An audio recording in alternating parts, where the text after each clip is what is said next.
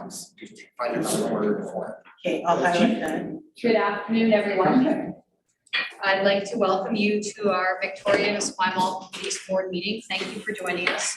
Before we begin the meeting, or as a way of beginning the meeting, I'd like to acknowledge that we are on Lekwungen land, the homelands of the Songhees and the Esquimalt nations. And we make this acknowledgement at the beginning of each meeting because it's important symbolically, but also because it's important that the decisions we make here at this board have an impact on the people whose lands the city and township are built on. I would like to have now a motion to adopt tonight's agenda. Thank you, Sean. Is there a seconder? Seconded by Paul. Thank you. And also note for the public, we have a hybrid forum going on. So we have with us in the room board members Charlotte Huber, Paul Schachter, myself, Michaela Hayes, and Sean Dillon. And online we have joining us Mayor Desjardins, the co-chair, as well as Doug Crowder. So you've got a bit of a hybrid, but we are almost all here.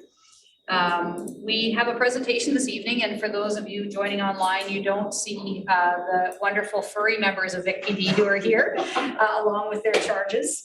But we have a presentation this evening from the Integrated Canine Unit. So we will welcome the officers and the canine member to make a presentation for the board and the public. Good evening, welcome. Thanks for having me, really appreciate it. It's like hide your food, he found your apple pretty quick. He's pretty moody. So I brought Maverick with us, so I'll get into his duties and all that. This is Constable Chris Yo. He's with the Saanich Police Department. So as most people in the room know here, we're an integrated canine service now, so we're both formed in line for the Saanich Police Department and the Victoria Police Department, and together we provide canine service to both communities. Which is great. So I'm gonna stand just up here. Chris is gonna stand right here with Maverick, and I'll have a little spiel. I won't be long. I know you guys are really busy, so I won't be long. But if you have some quick questions at the end, I'd love to answer them. So the Integrated Canine Service, can I speak? It's made up of 5 constables and 1 sergeant. So it was really great when this Integrated Canine Service stepped up. What was so great about it is in the Saanich Police Department, they had 4 dog handlers. They had 2 dogs that were ready to retire, and they had 1 younger dog and 1 more mature dog. So we had in Victoria, we had 4 canine teams, 3 very junior teams, and myself being the NCO. So it was really great. From my perspective, all the constables came to the integrated unit. So we took all their dogs, and the Saanich dogs, they retired because they got to the age where they needed to retire. At the NCO level, there was a competition, and I was the successful candidate, and so I was the 6th. So currently, as the NCO, I am an operational NCO with a dual-purpose German Shepherd and a single-profile explosive detection dog. So just so you know about our governance and who's in charge of me, basically we have an inspector, an OIC, and currently that position is held by the Saanich Police Department. It's Inspector Steve Morgan. We have a JMT, and our JMT is made up of Deputy Watson, who's the integrated part of setting up the Integrated Canine Unit, as well as Deputy Shank from the Saanich Police Department. He's upstaging you. Oh, it's totally fine. I'm totally used to it. It's okay. So I'll just get into just what we offer and how many dogs we have. So we have 6. We're gonna, at the end of November, we'll have 6 dual-purpose dogs. So we're right in the middle of a drug and firearm detection course right now for some of our newer dogs. So we have all 6 of those are German Shepherds, and they'll be trained in duties like tracking, building searches, compound searches, evidence searches, as well as the 2 Saanich handlers are going to be trained in drug and firearms to get them up to be more of an asset to both communities. Like the current dogs we have in our unit now. So we're in the midst of that, and that's going to conclude in sort of early November. So the whole unit will be that way. dual purpose dogs. So we do have a couple single purpose explosive detection dogs. So in front of us, we have Maverick. I think I'm blocking the camera, am I? So in front of us, we have Maverick. Maverick is a 6-year-old chocolate lab. He came to us from Someday Retrievers in Kamloops, British Columbia. His sister was trained by the Victoria Police Department. She's a single purpose explosive dog for GV TAPS. So good lines. So with Maverick, he has got a big responsibility, unlike like our dual purpose dogs. He's responsible for indicating on over 50 explosives odors, which is a very big job, which requires a ton of maintenance for us. So we have Maverick and we have Bodhi. So both of these labs were in the Victoria Police Department prior to integration, and both were explosive detection dogs. Bodhi, we had a competition to name him. The community came up with a bunch of names, and we selected, the handler selected Bodhi. So those are our explosive detection dogs. The biggest thing I would say with respect to our floppy ear dogs, we call them, is these dogs are really good in community events. So what we do is, whether it's Canada Day, Remembrance Day, police memorials, typically we're responsible for pre-sweeps of large venues where there's large amounts of people. Obviously during COVID, we didn't have as much as opportunities we did. But with these dogs, when we're done searching, we love to interact with the public with our floppy ear dogs, which really helps us sort of bridge the gap between the community and the police, gives us a chance to interact, talk to people, they can pet the dogs, whereas our other pointy ear dogs, there's a little too much liability associated to that. So we typically don't let the public touch those pets. So with our floppy ear dogs, it's fantastic. The kids can come up, pet them, just like you're seeing Chris do here.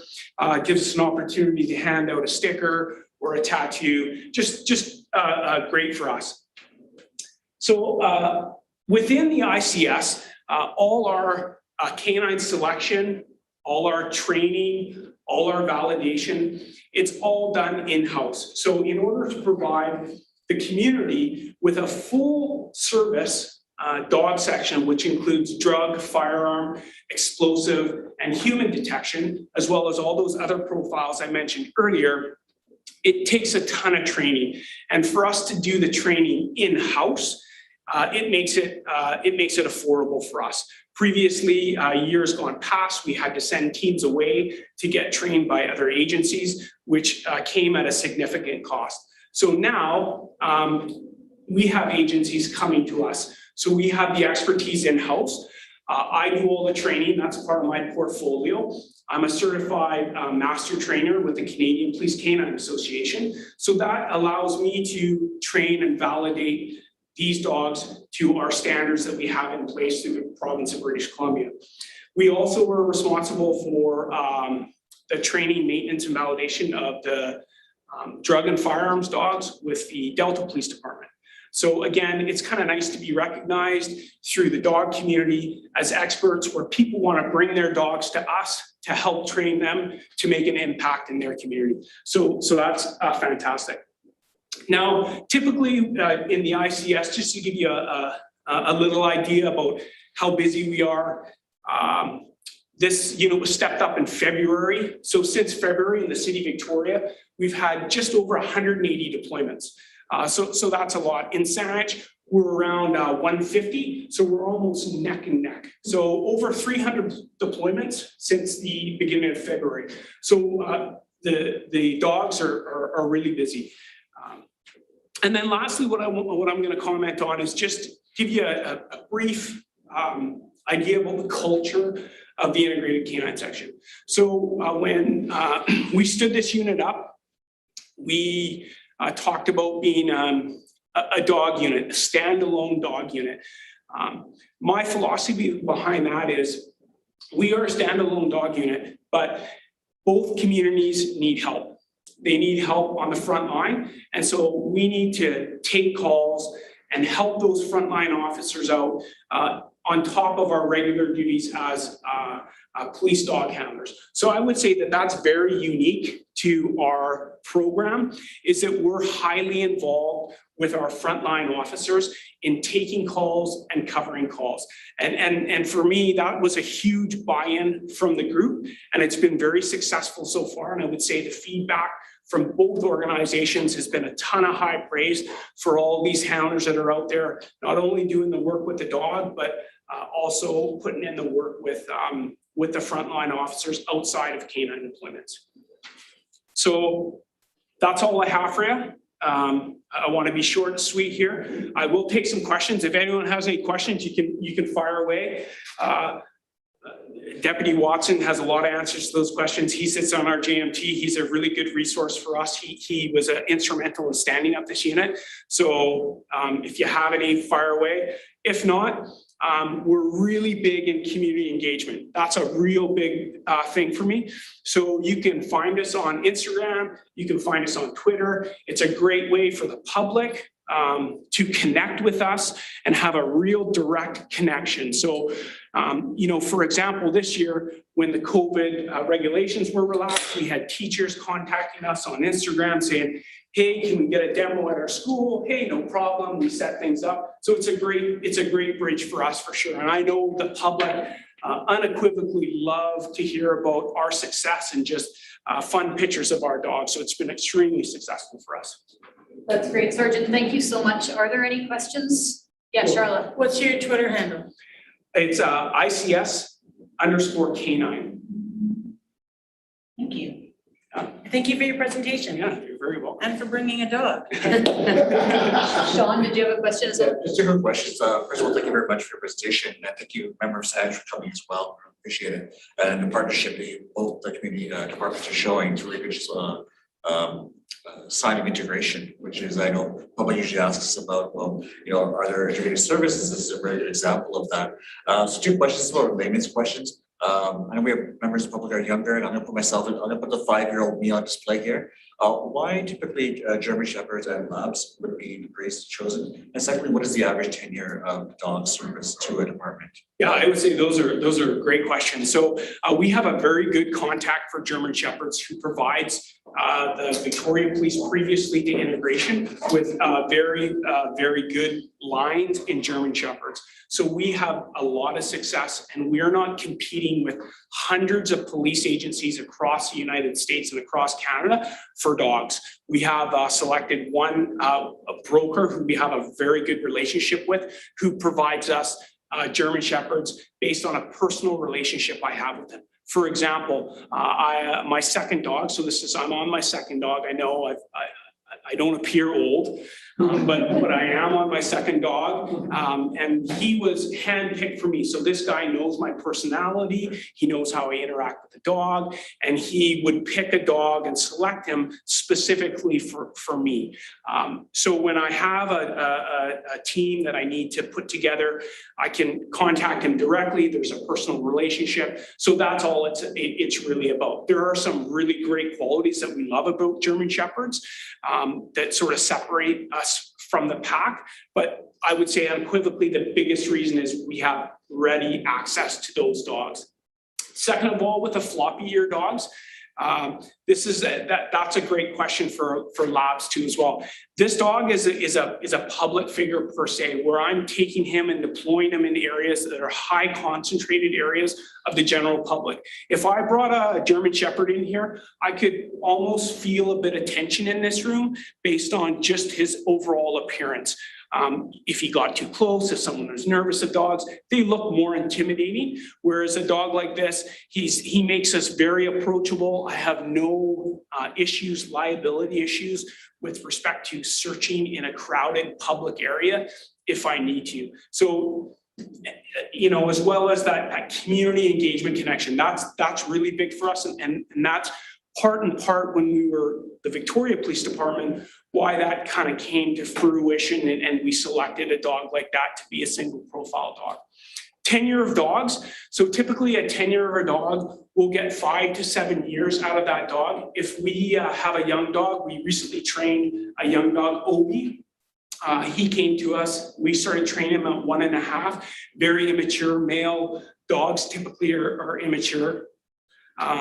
So he took a bit to catch on, but we stuck with him. We liked his traits. So he'll have a little longer working life. So it really depends, but typically a handler will stay in the unit for a minimum of 5 years, and they'll get around 7 years out of a working life out of a dog. Thank you very much. Yeah, all these dogs live with us at home, so they're an integrated part of our family. He is a very stubborn dog. I don't sleep past 5 in the morning. When he wants to eat, he eats. They're like having children, full time, young children full time, and that's like for all the guys. Thank you. Thank you, thanks very much. Really appreciate all of you coming. Yeah, Chief, did you want to say? Yeah, I can. Thank you very much, Chair. So Cal, thank you very much for coming in, and Chris, thanks for being here. I just wanted to acknowledge, Cal touched on this a little bit. This unit is still relatively new. It started 7 months ago. And I wanted to acknowledge the work of Deputy Chief Lehman. He's done previous reviews. Sorry, Deputy Chief Watson. But I'll take it. Sorry, Deputy Chief Watson has done previous canine reviews and was instrumental in working with Deputy Chief Gary Shank from the Saanich Police Department in kind of putting this proposal together for Chief Green and I. Cal, you've done a phenomenal job in the short time that you've been there in building a strong, positive culture, one that is responsive to the front lines, but also you talked about your passion for community, and that's exactly what we were looking for in a leader for the unit. So thank you for the work you've done. Appreciate it.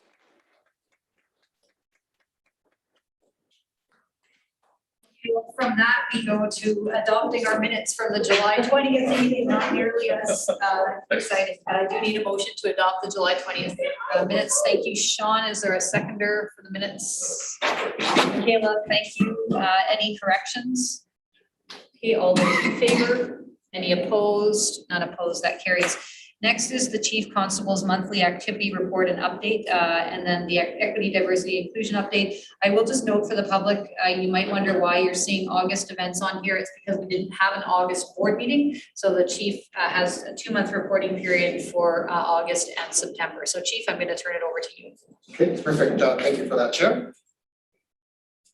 Let me get caught up on my report here. So I'll start off with my Chief Constable monthly activity report, which will be found on page 3 of the package.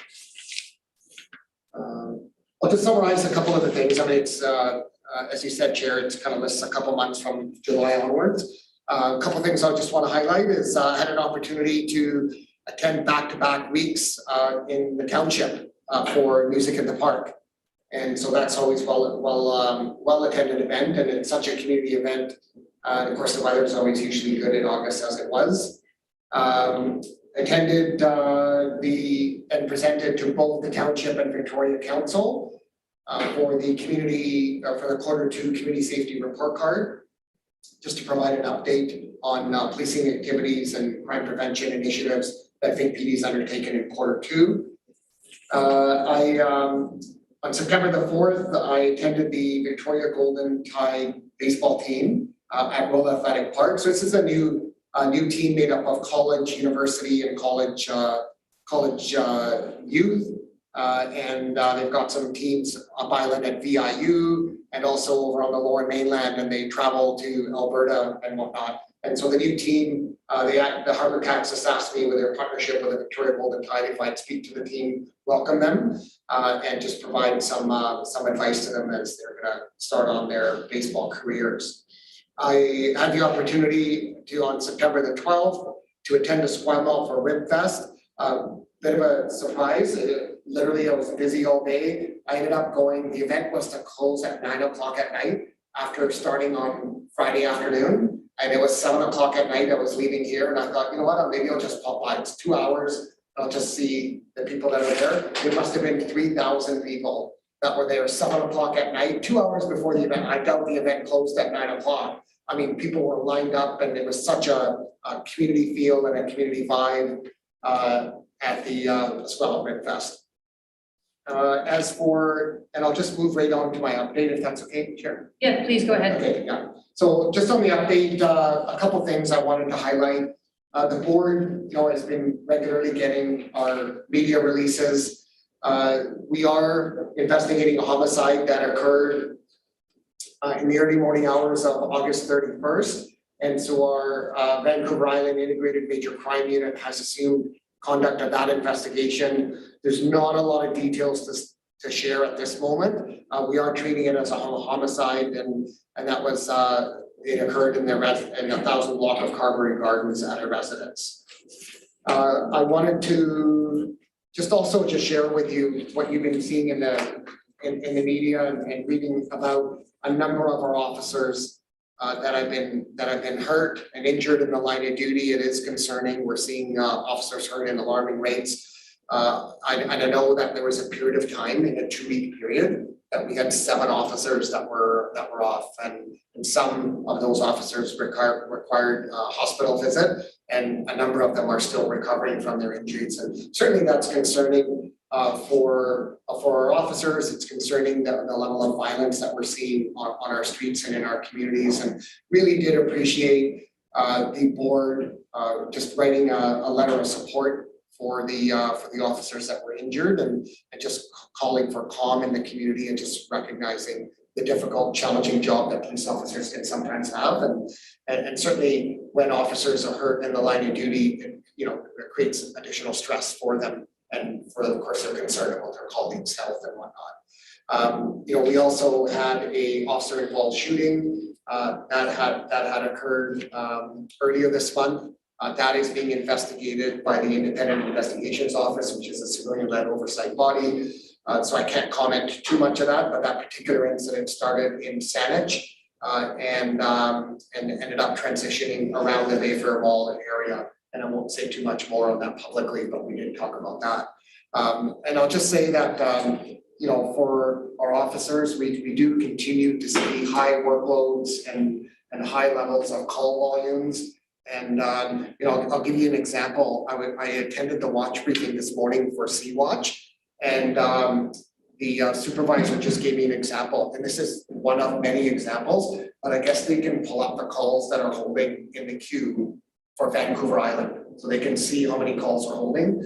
And they brought it up at a particular time just to see what else was going on. And there were 75 calls holding at that particular time. And the Victoria Police Department had 75 of those calls holding. There was no calls waiting for service to be dispatched to any other police agency on the island. And a similar example, at another time they did it, 45 calls holding, 43 of the 45 were Vic PD, and 2 were from another police agency across the island. So it just goes to show you again about the workload and the demands, and the officers are deeply proud and professional in serving their community, and they feel they can't do the job and serve their community like they would like, just given the demands on their work. And certainly we're gonna, I know the board's expressed interest in working with myself and our senior leadership team and moving forward on coming up with some short-term solutions to try to address some of these staffing shortages and challenges. Thank you, that's my update. Okay, thank you, Chief. On the events or the operational updates, does anyone have any questions or comments? And as the chief noted, I'll address some of this in my board chair's, co-chair's remarks. Okay, seeing none, Chief, will you move on to the equity, diversity, and inclusion update? Yes, sure. And that will just be continued on page 3, just on the back side of my monthly activity report. And I'll just cover off a few things. So on July 23rd, I attended the virtual Aboriginal Coalition and Homelessness AGM. In fact, Deputy Laidman and I were on the AGM today for the Greater Victoria Coalition to End Homelessness, and on there was a presentation of the Face-to-Face with Stigma, and actually they had a picture of our session that we had. Our senior management team participated in a 2-hour session with and had a presentation on the Face-to-Face with Stigma. So again, just highlighting and embracing and learning a little bit about how we lead with care, compassion, and understanding. And, it starts with our leadership team, and I know that we're deeply committed to doing the work, but that 2-hour presentation was quite lasting, and they actually wanted to take a picture that they wanted to share. They're quite excited. We actually have the face-to-face with stigma presentations to our frontline members on a quite a regular basis. We're actually quite active consumers of their presentation, and I know that they appreciate. And what I hear also from the presenters is they actually learn a lot about Vic PD and the officers, as much as we're learning about them and how to make sure that we're stigma-free and using positive language when we're engaging with vulnerable individuals. Next couple things I wanted to just highlight is the board is well aware of the work that Vic PD is doing with the Indigenous street family and the Aboriginal Coalition to End Homelessness. So we had an opportunity and we had a window there on September the 8th where we met for a movie matinee with Vic PD members meeting with the Indigenous street family, and so it was a well-attended event. And so again, we're going to review those relationships and continue to build those relationships that are so important to maintain. On September 14th, I attended the Indigenous Systems Improvement Map Unveiling event, and that was hosted by the Aboriginal Coalition to End Homelessness. The next day, attended the virtual Intercultural Association AGM, and I think Deputy Watson was recognized. How many years? 6 years you spent on the board? Yes. Am I close? 6 years? Yeah. So that was kind of there was a bit of a tribute to Deputy Watson and thanking him for his time on the board for the Intercultural Association.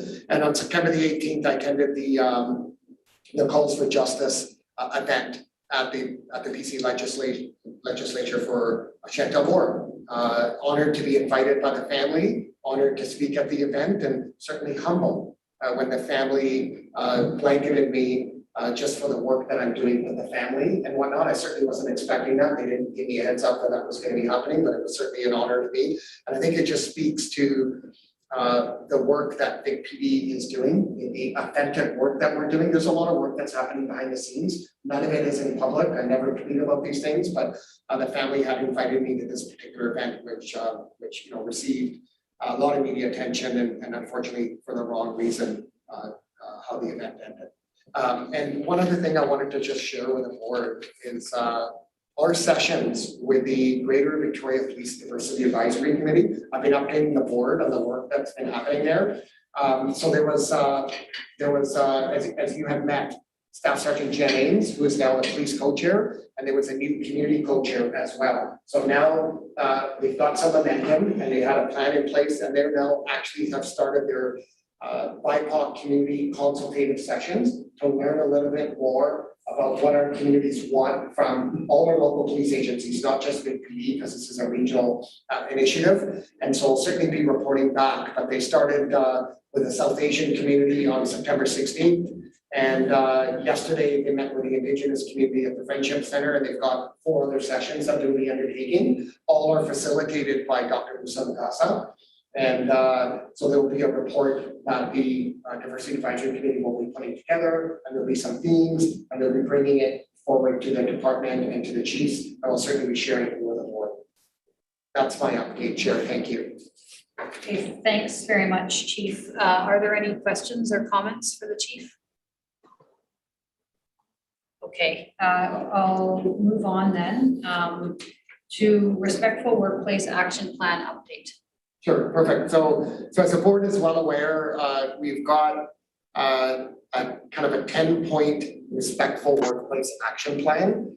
And we're committed to doing the work, and certain things are easier to accomplish and other things take a little bit longer.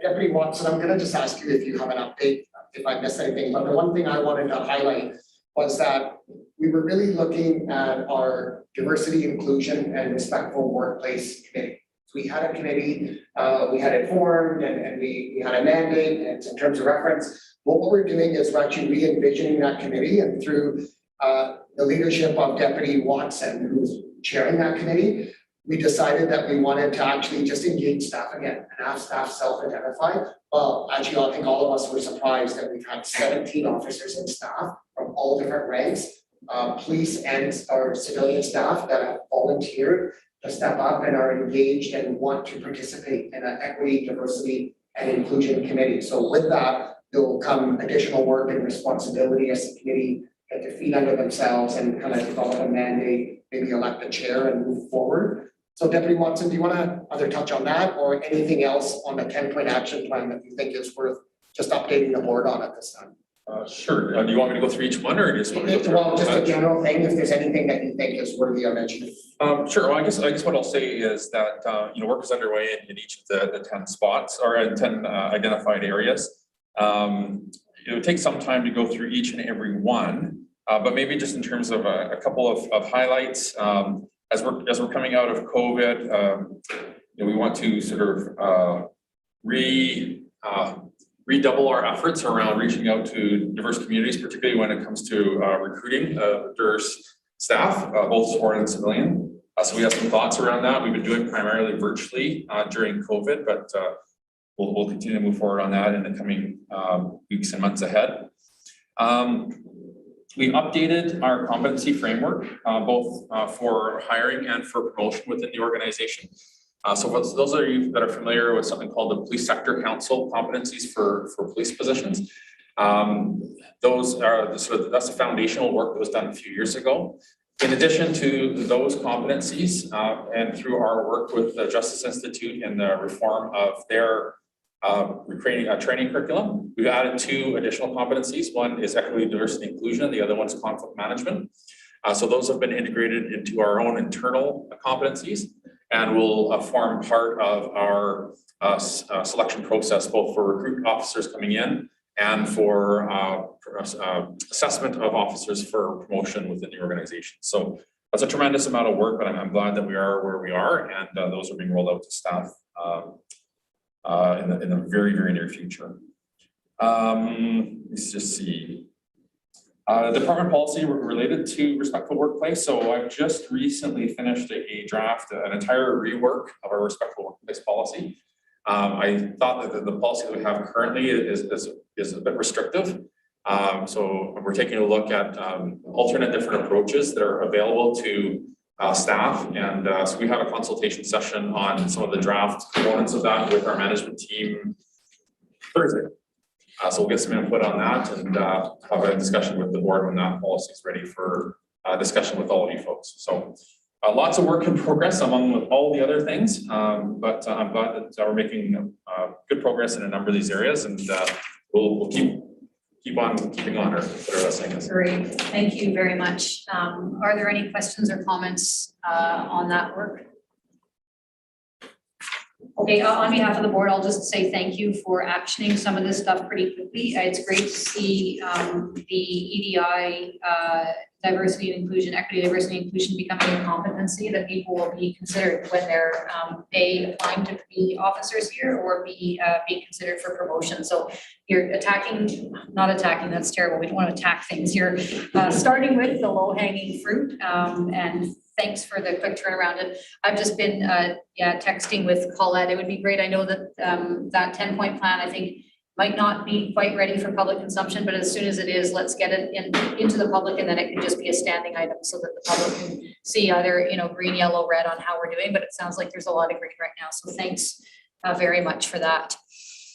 We're going to move on to committee reports now. And before I turn it over to our wonderful committee chairs, I'll just note for the public that the board has passed a strategic plan with some strategic objectives that align with the work of the department, obviously. And it's a 2-year plan adopted in May and going out to the end of 2022. And one of our commitments is that each quarter the board chairs will do a report for the board and the public in terms of the progress we're making on initiatives that their committee is tasked with. And so they have done that. And I want to thank each of them for taking the time to put this report together, which is on the public agenda. And then also to ask each of them to go through their updates, not line by line, but the highlights. And then each board committee may also have a motion not arising from the report, but just as a standing item. So agenda item. We're on page 5 of 33 for those who are following along. So I'm going to turn to HR first. That's Charlotte Huber. I know there's a motion there, and then you can do the motion first and then give us the highlights of your report. Perfect. So our motion is regarding the inaugural National Day for Truth and Reconciliation. And the motion reads that the board recognize that the National Day for Truth and Reconciliation statutory holiday starting on September 30th, 2021 for the senior police officers and exempt staff by reading it into the existing contracts and terms of employment, and that the language of the contracts and terms of employment related to statutory holidays be amended at a later date to reflect that of the police and QP collective agreements, specifically a requirement to provide them with a statutory holiday for all general holidays proclaimed, declared, and otherwise designated by the City of Victoria, the Province of British Columbia, and/or the Government of Canada. Thank you. So Charlotte's moving that. Is there a seconder? Second. Seconded by Paul. Thank you. And Vic, do you want to explain kind of the nuts and bolts of what this is and why it's here? Yes, and I'm waiting for Colin to jump in if I make an error. So I believe in some of the contracts for some of the members here, this contract, this statutory holiday was included, but as mentioned in this motion that the senior police officers, it just wasn't in the contract for saying any new statutory holidays that come into effect. So this motion will then put that in their contracts. So for this statutory holiday and any other statutory holiday that becomes in effect between collective bargainings would be included. Am I right? Yes. Perfect. Thank you. Any discussion on the motion?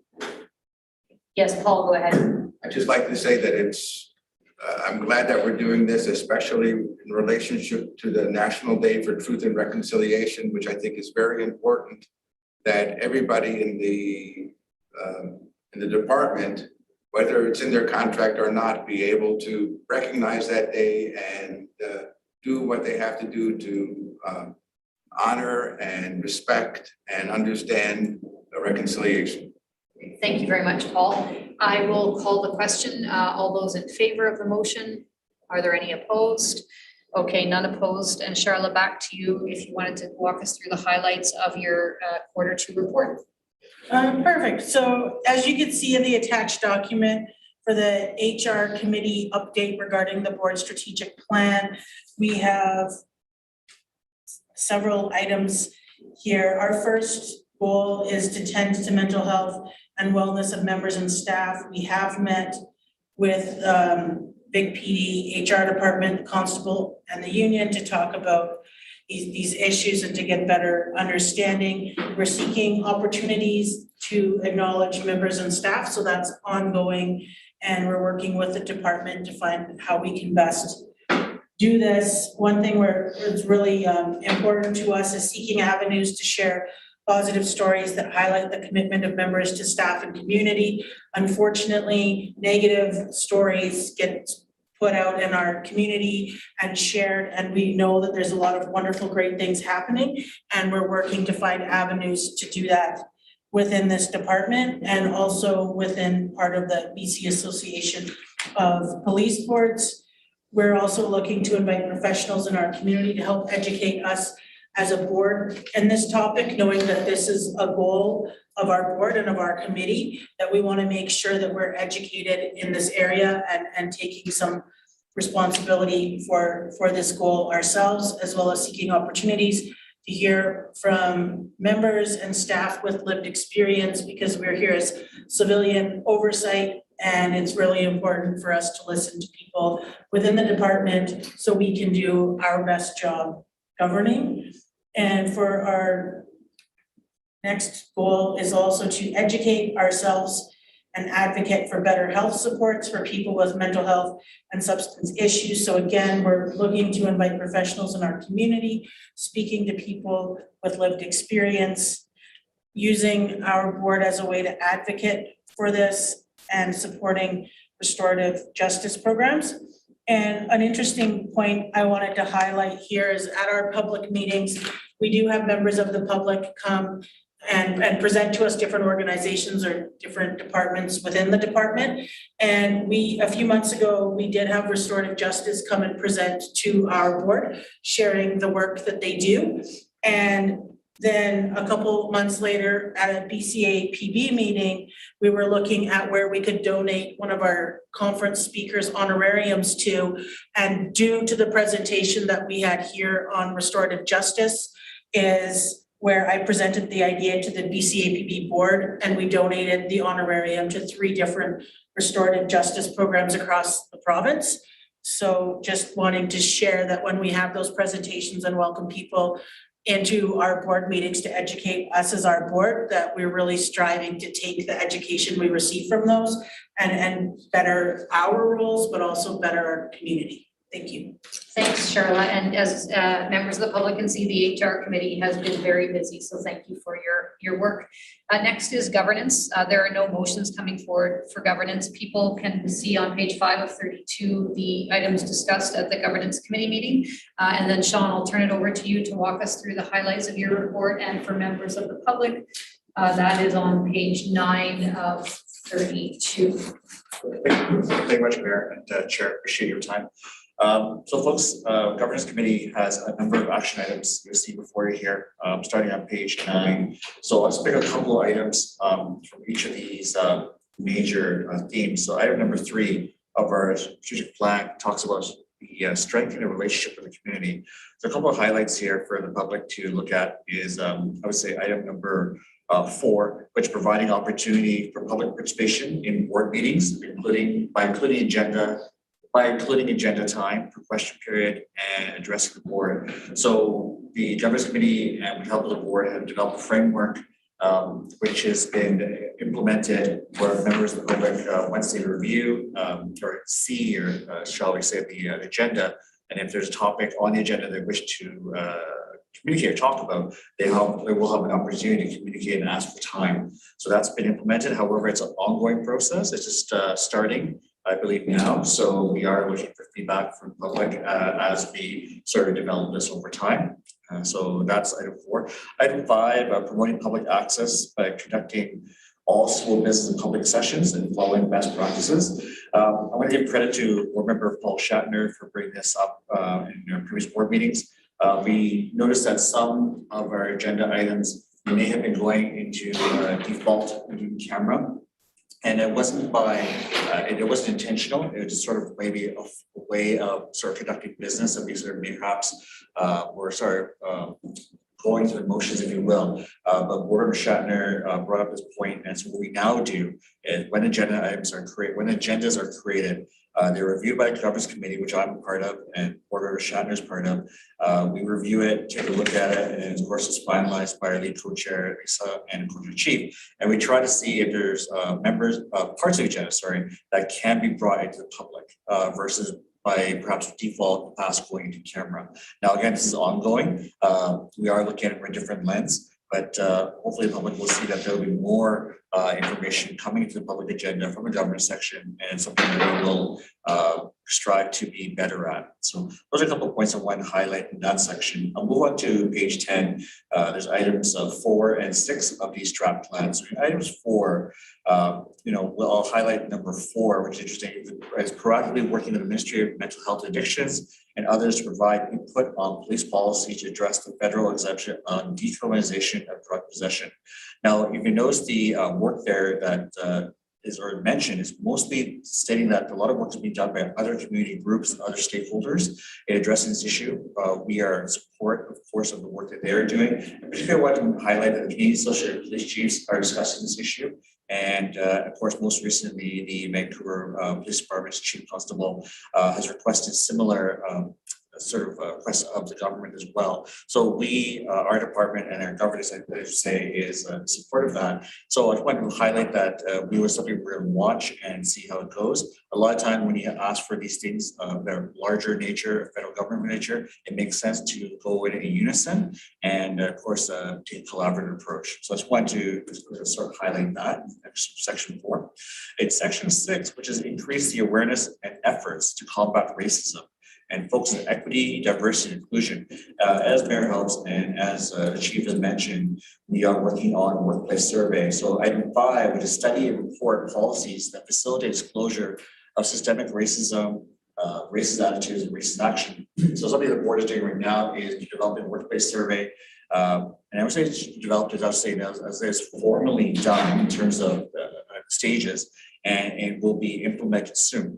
So we're going to gather data from that, and we'll be able to assess it And of course, with the data, with the assessment in the future, this will be more likely in Q3 or Q4 update when you receive it. It'll be more so about what data has perhaps come forward and what we will do with that information in terms of addressing the policies. So this is more of a stay tuned, but this is the work that we're doing in governance committee. I'll be honest, this is something that being done by the entire board, not specific to governance, and every board member is involved in this process. And I thank every board member and senior management as well for their support. And I will just go to a couple of other items. Item 8, review policies to ensure they are compliant with the purpose and spirit of the UN Declaration of the Rights of Indigenous People. This is something the senior management took on, I believe, about 2 years ago. I believe in 2019, when I joined the board, and Chief Manic was very clear in one of his updates that this is something that the department was going to sort of take into account and strive to incorporate as many of these recommendations as possible. And so this is something that we will sort of watch. It's obviously a very large document, very meaningful one. As Charlotte mentioned earlier, we have this December 30th, Record Day of Reconciliation, which I think is part and parcel of the overall conversation we're having nationally. But the department and the governance committee is something that this is also a big part of our focus, and making sure that we come back to this, and then we'll have another update likely in Q3 and Q4. And I'll jump to item number 7, which is future-proof of framework agreement. For those who don't know, framework agreement is an agreement between 2 municipalities. We are an amalgamated board, so we have both Esquimalt, the township, and the city of Victoria that were amalgamated back in 2003. So we have 2 sets of councils, 2 sets of mayors, and 2 very distinct community needs. So of course, you would need a framework in terms of budget allocation, resource allocation. Also, when there's times of perhaps a dispute, or there's times of one community asking more of the other, this framework is a document that was created to help guide us through those situations. When this is future-proof, what that really means is that taking that document as it currently stands and adding perhaps language to it, or adding scenarios that perhaps wasn't thought about when the document was initially created, so that in future situations, future board members can address it, and also senior management leadership can address it, and then they can know that there is this document will provide some guidance. Particularly item 1, which is drafting a midterm and long-term plan. So that is a work in progress. We'll have an update for you in Q3 and Q4. One thing I'll mention to you that we are having discussions. So we folks involved in the framework and Church Chief Manic as well, a discussion with Esquimalt Council and the Township of Esquimalt regarding their resourcing needs. And so that's something we will bring their update to you. It's again a work in progress, but I want to highlight to you that the meetings have taken place, and we are looking at determining the best, always looking at the best deployment model for each community that serves not only the community in terms of their what they're looking for out of their police department, but also the police department in providing the best operational services it can to the community, to helping preventing crime, of course, but also being supportive of the community in terms of their needs and make the community feel safe overall, which is the number 1 objective, I would say.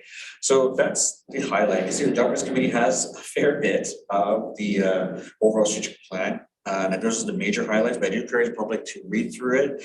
And anytime you have any feedback on any of these items, please reach out to us. We're very happy to communicate and talk to you, because this is a document that, while it governs us and guides us for the next 2 years, but also helps us show to you that what we're doing. So we want to hear from you if there's any highlights or particular aspects that you would like to see more of, or perhaps a greater degree of speed up. And again, at the end of the day, it is something that we're trying to do to provide greater oversight to this committee and the community. So we do appreciate welcoming you back. Thank you, Mayor, for your time. Sean, thanks very much. That was a really good verbal update building on what's written in it. It just occurs to me, Doug, I'm coming to you in just one moment. I don't know how comfortable board members would feel, and maybe we could just think about it and then let me know. We all have VicPD addresses, and so maybe as part of your quarterly updates next month, or next quarter rather, if your VicPD address is on there. So if anyone does have any questions, they could feel free to write directly to you. So that, again, increasing transparency, increasing contact. I won't ask for an answer now, but maybe the committee chairs could consider whether you'd be comfortable putting your VicPD address at the top of the reports. Okay, Doug, I'm going to turn to you. If you could walk us through your Q2 report, and then I'll go to Mr. Hercombe to just give a very general overview of the financial statement that's there. Thank you, Chair. So the Finance Committee has one overriding strategic initiative, and that is to increase the police department's financial stability in the long term. And currently we have 3 action items under that initiative, and I think there'll be more to add as time goes on as we flesh this out. So the updates are as shown on page 12, but I will add the on action number 3, evaluating cost saving measures. I should, let everybody know, of course, that the 2022 budget process is currently underway, and there will be, I think in October, an upcoming joint Township of Esquimalt and City of Victoria Council presentation on the provisional budget for 2022. That is all I have to add to this, unless there's any questions from the board. Okay, thank you. And I should say for members of the public, we treat the committees as distinct committees, but all board members sit on all committees, which is why we're not really generally asking questions of each other, because we were all there. So in case you were wondering, Steve, Mr. Hercombe is our controller, which means he's in charge of the finances. And he has provided a report for the board and the public on the monthly financial report, sorry, not quarterly, dated September 7th. So Steve, just the highlights, anything we need to be aware of, any concerns you have, just I'll turn it over to you. Absolutely. So this is a monthly financial report. So as you mentioned, I'll just highlight any significant things. So very quickly, not too many changes from previous months. We still remain below budget, despite having a high number of retirement expenditures this year. This is mostly due to being under strength in police officer positions, of which you're well aware. We did have some new recruits come in September. So with those and any new hires that come, we will narrow that gap for the last 2 quarters. However, we'll likely still remain below strength towards the end of the year. So I don't anticipate us being over budget anytime. Overtime costs, we always watch those. Right now, those are still within expectations, so we're not seeing any significant spikes in that. The only unknowns right now that may impact our year end is we're seeing shipping delays, significant shipping delays in some items, and that's a worldwide phenomenon, especially when it comes to vehicles, some of our supplies. So just depending on when those actually arrive, that may impact our year-end numbers if they don't come in before the end of the year. Then some of those expenses may be reflected next year instead of this year. And that's pretty much it. Okay, great. Thank you, Steve. And again, we've all seen these financials, but are there any questions or comments on the financials that are there?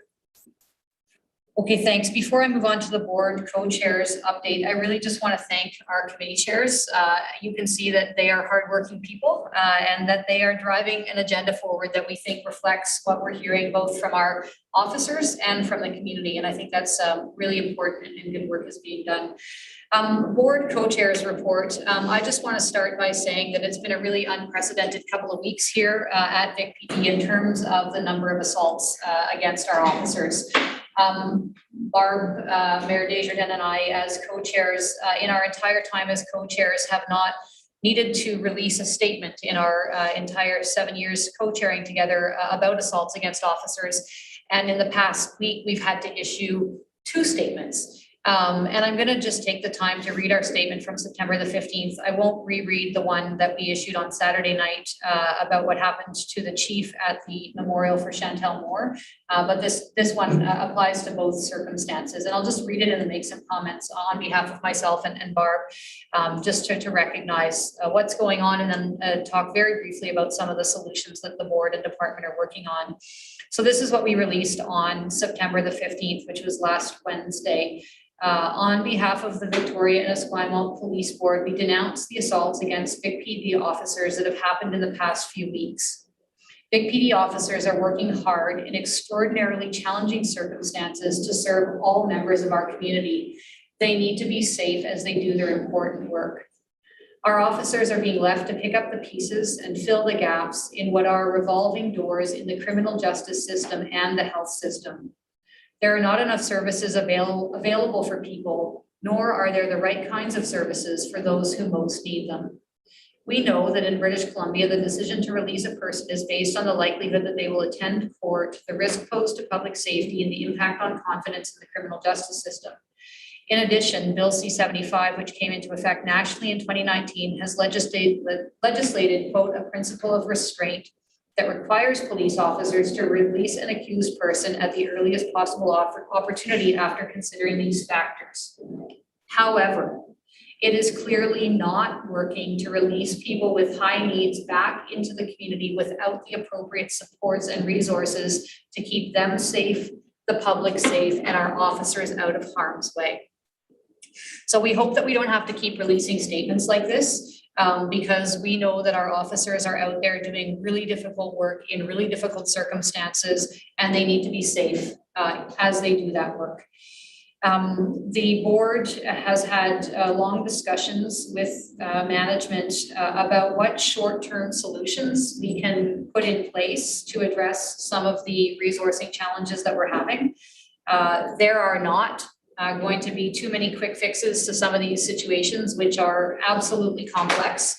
And many of the challenges faced by our officers, by management, and by the board are out of our control and really require advocacy and partnership with the provincial government. So it's really important to us as a board that our officers are safe, that they can do their work safely, that they can respond to calls as needed to help keep our community safe. Secondly, and I'll just highlight something that Sean Dillon has already talked about, but just to say that in terms of the department reported on the workplace, Respectful Workplace Action Plan, and it's great to see the management taking leadership. As Sean noted, we've just also issued a survey today to our members, both staff, sworn members and civilians, wanting to understand what the workplace is like at Vic PD in terms of equity, diversity, and inclusion. We want this to be a workplace where everyone feels safe, respected, and proud to work. And this is the third in a series of surveys that have been delivered to the membership. And really, it's important to us that the info we get can make some meaningful change. And so to our members, if we're surveying you too much, this is the last in a third series of 3, and we're really going to use this to make meaningful change. And then finally, and the chief didn't mention this in his update on equity, diversity, and inclusion, but it's probably because he's been involved in many conversations. But earlier this week or late last week, the chief and I and Chief Green and Mayor Haynes, who's the chair of the Saanich Police Board, met with some Muslim women who are representative of the Muslim women's community at the mosque. And they brought some concerns and ideas to us. It was a very good discussion about how the police could work better with the Muslim community, could provide information to the Muslim community about what police can provide in terms of safety, and also to have a Muslim community presentation to the police about the needs of the Muslim community. So that was a very positive discussion, and I was glad to be there with the other chair, Mayor Haynes.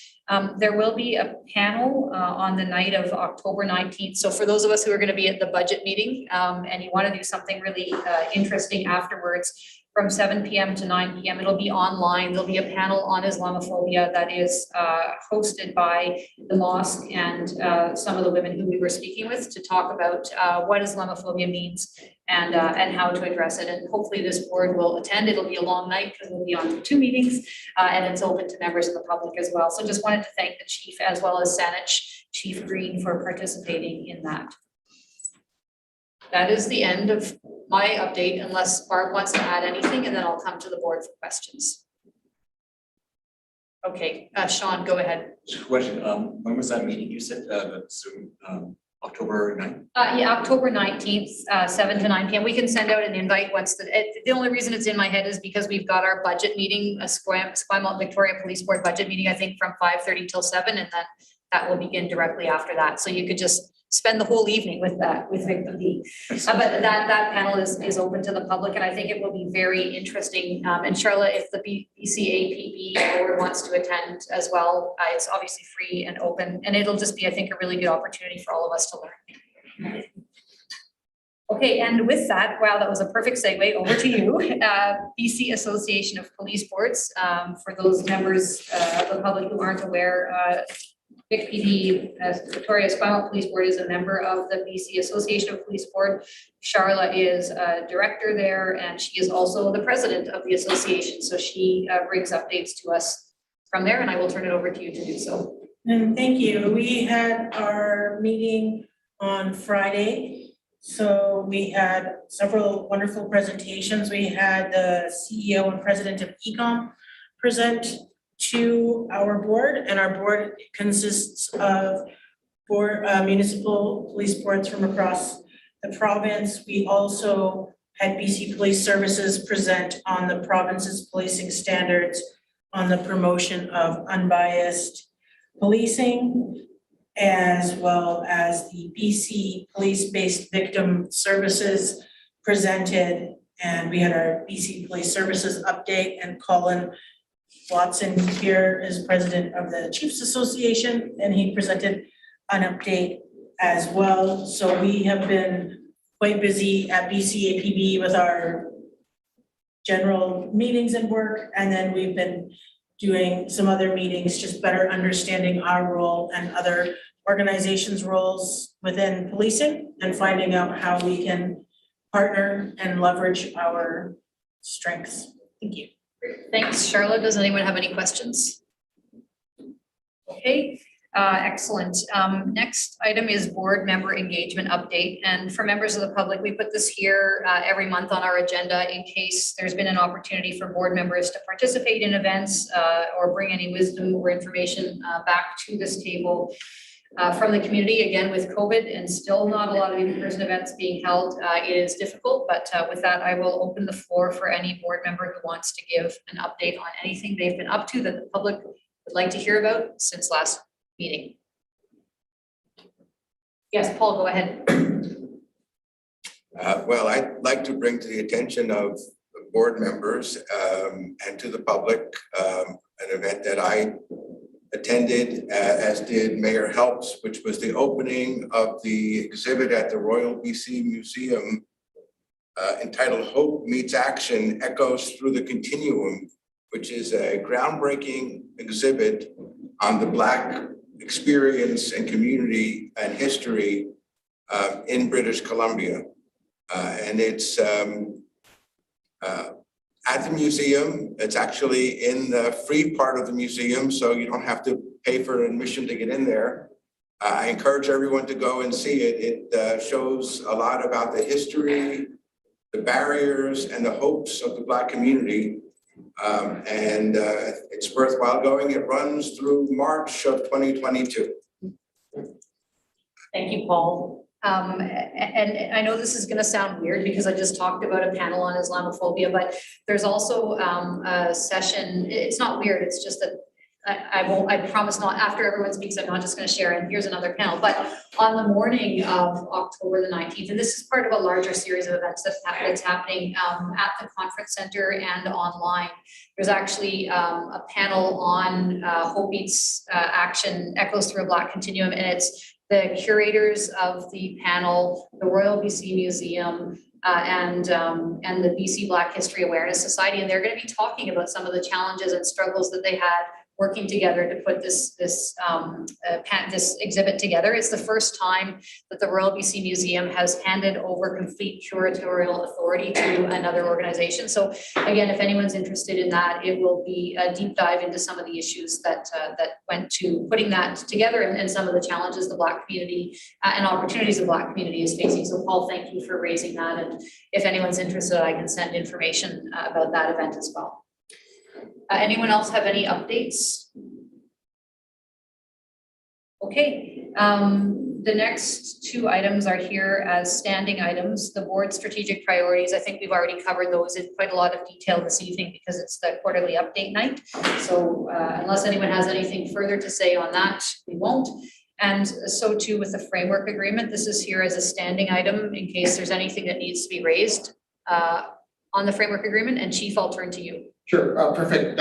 Thank you, Chair. I just wanted to share with you that I had a special, a closed-in camera meeting with the Esquimalt Council on August 23rd, just on the deployment model in the township.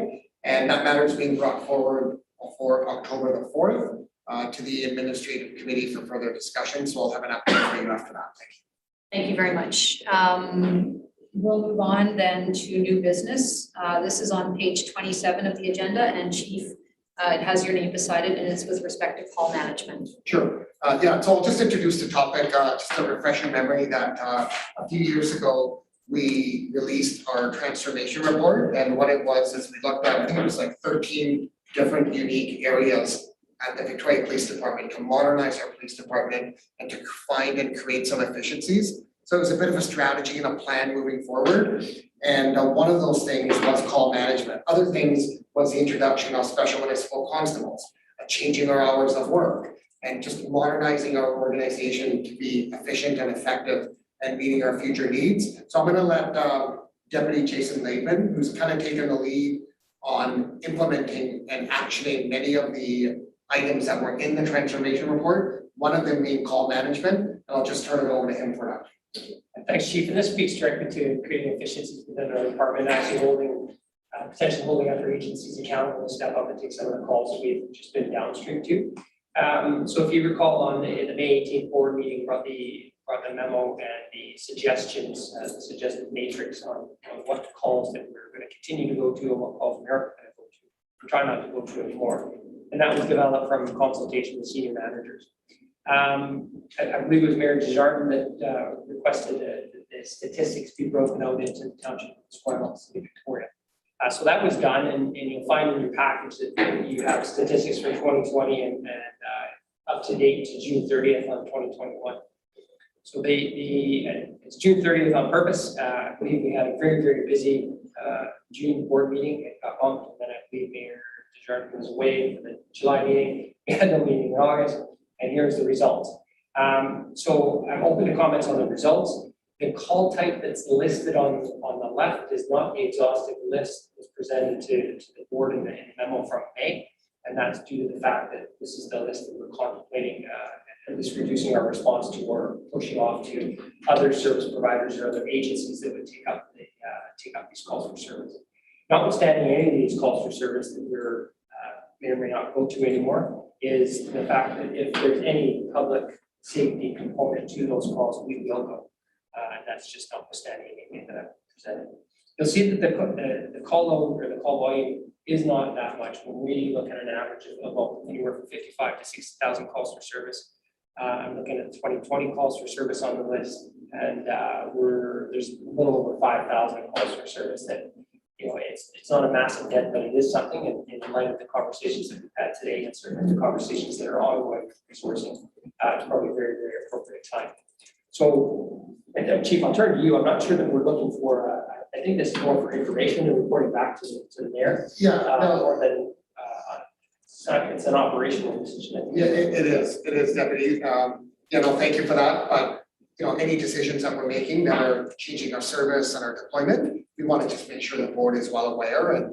And again, these are some of the areas where we feel we can find efficiencies to create opportunity for our staff to be able to respond to higher priority calls. Thanks, Deputy. Thank you. Okay, thanks for that report. Are there any questions? Okay, thanks for taking the time to put that together for us and for sharing it publicly. The next item is a letter from the Ministry of Mental Health and Addictions re the ACT teams. We don't generally move to accept letters or even discuss them, but I think this one might be worth writing back to, because it basically directs us to go talk with health authorities if we need more ACT support. But the letter originally was basically asking, why did the provincial government turn down the department's request for more ACT officers, given that it's in Minister Malcolmson and other ministers' mandate letters to support ACT teams. So without being too pushy, I think it might just be a response back to say, thank you for your letter and we appreciate the work you're doing. And just so you're clear, this isn't about more health resources, this is about more police resources. And we, had an opportunity through the government review to have ACT officers added. So I won't go on and on, but I think it's worth just even to be on the record, which I don't love to waste anyone's time doing, but just so that it's clear that we're what we were asking versus what this letter thought we might be asking. So I guess we should have a motion to direct a letter to be sent in that respect. Oh. Thanks, sure. Sean is moving, Charlotte is seconding. Colette, is that kind of the drift that did you catch enough of the drift to do a draft letter? Yes. Okay, perfect. And Barb and I can review it. It'll go out under our signature. Okay, thank you. All those in favor of that motion? Any opposed? Okay, that brings us to the end of our public board meeting. Thank you very much to all the members of the public who joined us this evening. I just want to reiterate what Sean Dillon said, that it is now possible to speak directly with the board on any items that are on the police board agenda. So if you see something next month and you think you'd like an opportunity to share your thoughts with us, please take the time to do so. And you can find all the information on our Vic PD board page, which if you Google, you should find it. With that, I need a motion to adjourn the meeting. Thank you, Charlotte. Is there a seconder? I think it was Doug. Doug is seconding. Okay, thanks, Charlotte. All those in favor?